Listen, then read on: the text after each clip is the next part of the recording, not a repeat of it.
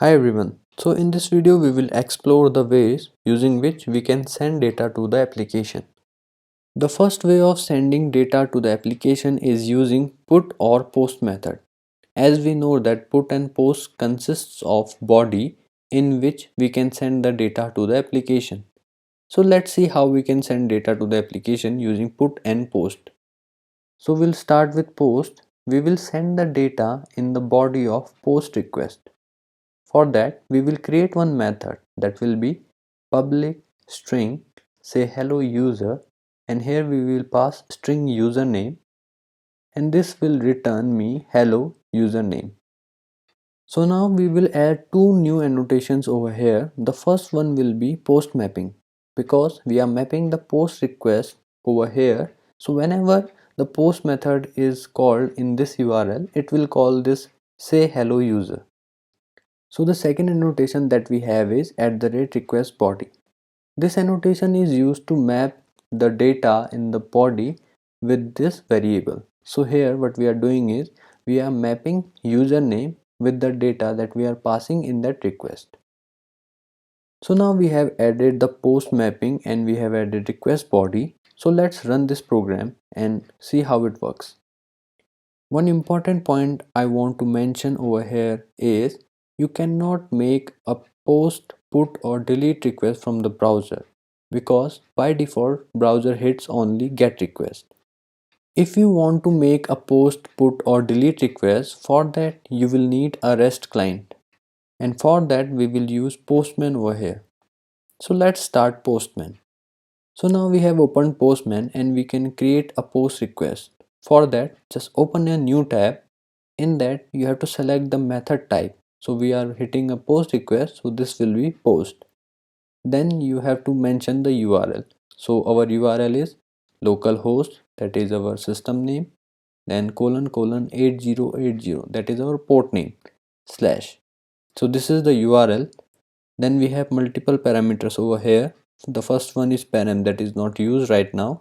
So let's go to body now. So here you can see we have multiple formats. For now we are just sending the text data, that is the name of the user. So we'll choose raw.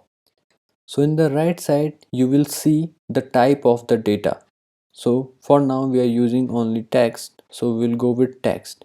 Here you can type the username you want to send. Suppose I want to send test user, so I'll type test user and click on send. Now you can see we got the response. We got hello test user. Let's change the username again and try it once again. Let's change the username to John and check if it works. So here we got hello John. So this is the first way of sending the data.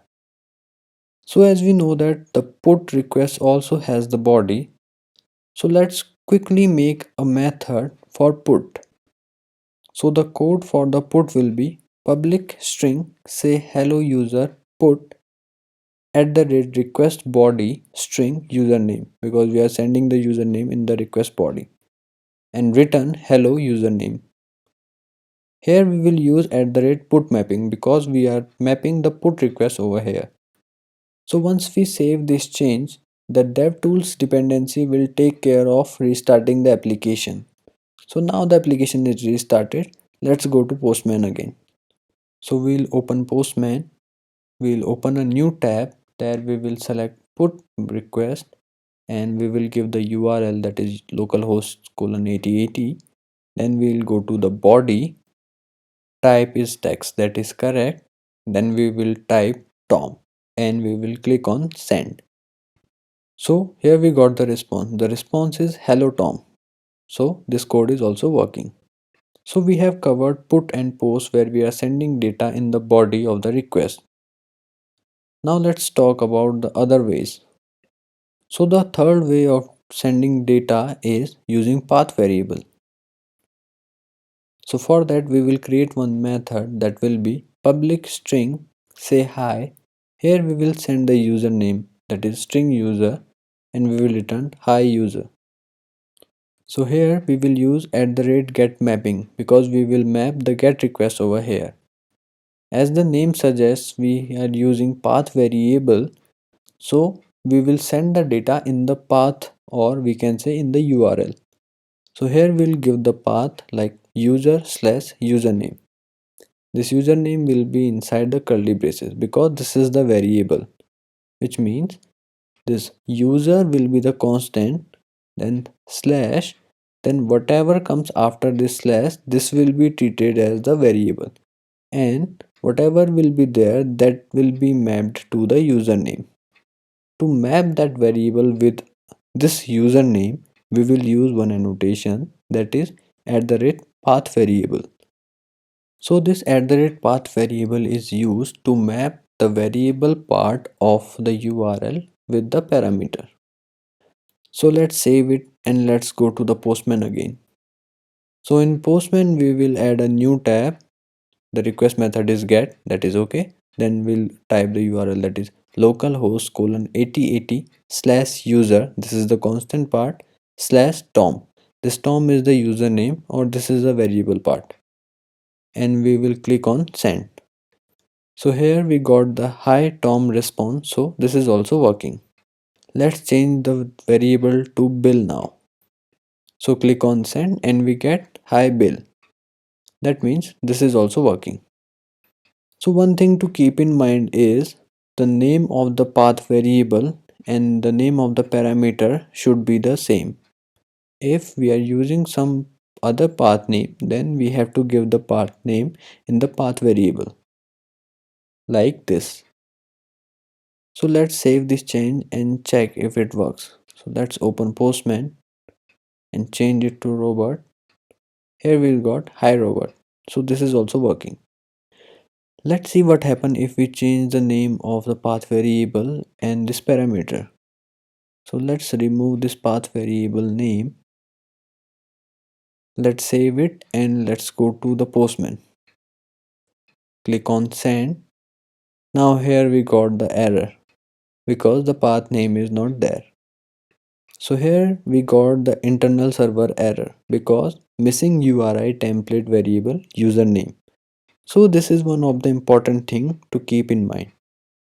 So we have a lot of methods over here. Let me remove this put and post method as we do not need them now. So the last way is using request param.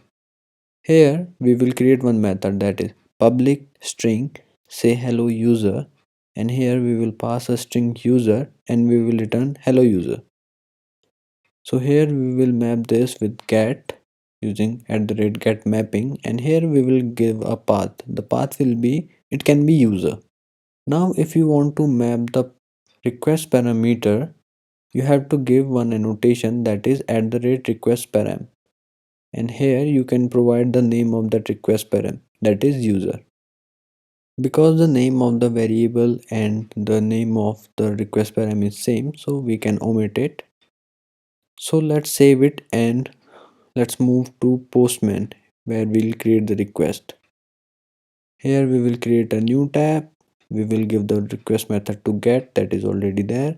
Then we will give the URL.